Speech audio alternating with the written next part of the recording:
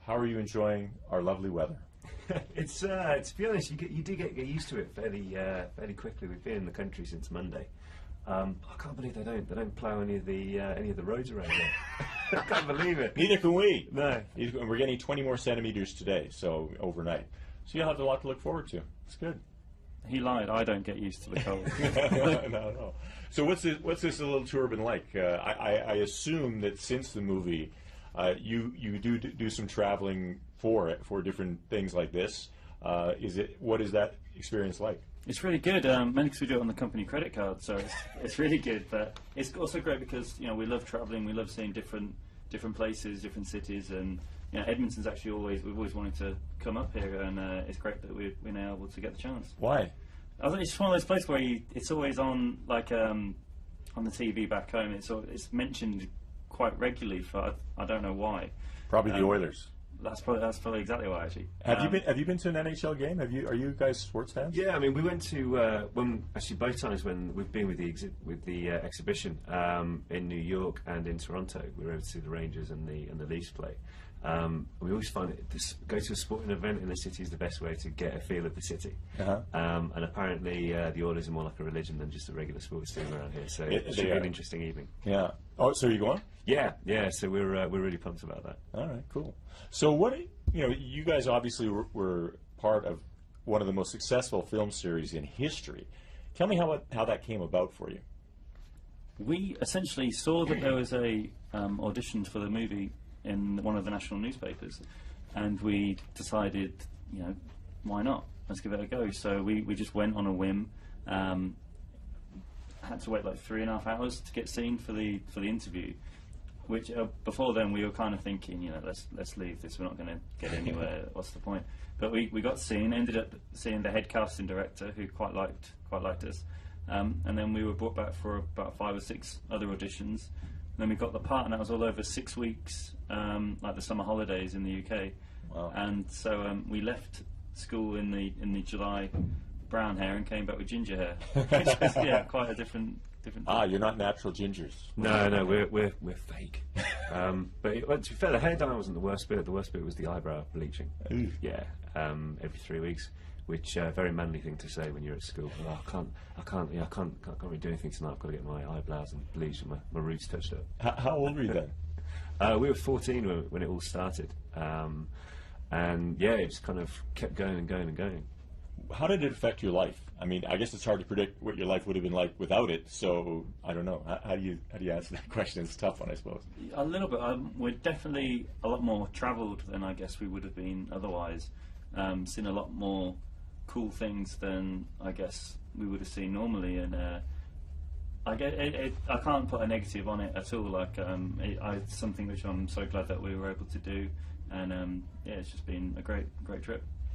It's been a frenzy. I mean, I see just today the reaction you get from these Harry Potter fans who are with us this morning. Has that continued on? Is that a daily part of your lives, or is it just when you get involved in this sort of exhibition? Yeah, this isn't usual. I think it's more when people know you're going to be somewhere, or you're there to promote something. You get a lot more people show up. But I mean, even just walking around the town yesterday, you do get a few people looking like, is that? No, it can't be. Why would you be here? So it is quite funny when you see people second guessing. Mm-hmm. Is acting something that you're both continuing to pursue, or was it a phase of your life? No, we're still continuing. Oliver and I did a small job a couple of weeks ago in the UK, and then I did my first stage show at the start of this year, which was really fun. And I've been asked to do another one next year, so yeah, we're still ticking over. It must be difficult when you're 14. I don't know if you had any acting experience before, did you? Or no. So you go into this movie, it's a worldwide phenomenon, you're famous across the world, and then you go to pursue acting. The judgments there must be really difficult. I don't know if you think about that, but it's like, whoa, you've already been in this huge franchise, and now you go to try to establish yourself as actors. And plus, you're twins, so do you do it together, separately? Yeah, it's certainly been a learning curve. Probably the opposite way than most other actors do it. So I remember at the first premiere, Robbie Coltrane said to us, "This is like getting a Rolls Royce for your first car. It's going to be hard to beat." So you do learn a few things and you appreciate stuff a lot more, I suppose, once you've done a huge thing like Potter. Then you go to a few smaller productions. You think back, think how grateful for that launch pad. But at the same time, it is fun to be out there and trying new stuff. Well, you had a lot of people on these movies who were great actors. Maggie Smith, late Richard Harris, Alan Rickman. Who made the biggest impression on you, or a special impression? They're all really great guys, and I'm not just saying that because, you know, you always have people who are such a joy to work with.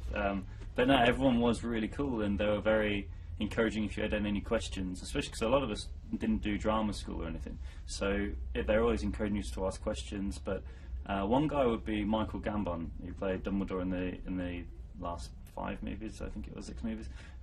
He was absolute scream. And actually, one day, Oliver and I were, on the weekend, we were reading Peter and the Wolf with a Halley Orchestra in Manchester, in England, which, if you're reading a story with an orchestra, you've got to go in with the music, like halfway through a sentence. And I had no idea, like, I was pretty nervous. And Michael said, you know, what are you doing at the weekend? And I told him. He said, have you got the script with you? And I was like, yeah. He said, well, sit down, I've done that God knows how many times. So I'm sat there in the Great Hall with Dumbledore telling me how to do something, which was quite a surreal trip. But again, he didn't have to do that, but a very, very nice thing to do. Did you become friends with the other young people in the cast who played, and do you still keep in touch? Yeah, I mean, it's the best way to describe the whole experience is like when you go to college or to high school. So you've got your mates, and you go through such a lot of experiences with them, and you do keep in contact with quite a few after you've left. I mean, I was speaking with Roop and Tom Felton before we left. Played golf with Tom actually not too long ago. So we do keep up on a very social side of it. Daniel Radcliffe, probably the one who got the most focus because he played Harry Potter. What about him? Do you still see him? And I mean, obviously he's in so many different magazines. He's got different movies coming out and that sort of thing. His journey must have been a little bit different from everybody else's. I think so. Well, maybe the main 3 in general, like Dan, Roop, and Emma, because like if ever like we went out, we could kind of get by, kind of blend in, but they don't. They get it full on. So, and they're all very grounded guys, which is kind of a tribute to them. Like you hear stories of like people who start things when they're kids and turning a bit odd. But no, they haven't. They stay very, very focused. Let's talk about the reason you're here. That's the Harry Potter exhibition. What can people expect to see in it? I assume you've gone through it a few times. A few times, yes. A couple of times, yeah. I mean, you'll just see the props and costumes from throughout all the movies. When it was in Toronto, we were still filming, so there wasn't a full selection as there is now here. And you could just see mainly the detail of all the props and everything, but it's set out fantastic. It's not just here's a load of props in a room. Yeah. It's like a story, and you can follow it all through. And even like dads and we see fathers who've gone with their kids who don't really know anything about the films, but can appreciate and get into it by looking at the workmanship, what's gone into all these props and costumes. Well, you know, we asked our Harry Potter fans here at Edmonton AM to submit their best question for you. The winner gets to come to the studio, meet you both, and ask their question. Also a pair of passes to the exhibit. So 17-year-old Gabby Lent is our contest winner. She's in studio with us right now. Gabby, here you are. Hi. Welcome. Are you excited? Yep. Great. Gabby's got the biggest smile I've ever seen. She is very excited. So, what is your question for the twins? Okay. So my question is, if you could take a bite out of your life, what would it taste like? Wow. Do you know all the questions? I've never been asked that. Go on, Oliver. You go first. A bite out of my life. Pretty satisfying, I'd say. It's just kind of like you just. I mean, we've had a very fortunate time ever since we've got in these films. Yeah, very, very filling and fulfilling. With a play on the food. That's terrible. It was. It didn't work at all. Go on, James. Let's hear it. Mine would be like it'd be a nice big chocolate, but you know the ones with the crackle in it, and it keeps keeping you like kind of keeps you on having a look what's going on like that, because it's we've just been very fortunate, and it's very exciting what we've been able to do and we're still able to continue. So that's the best I can do without preparing for that question. That was very good. That's a tough one.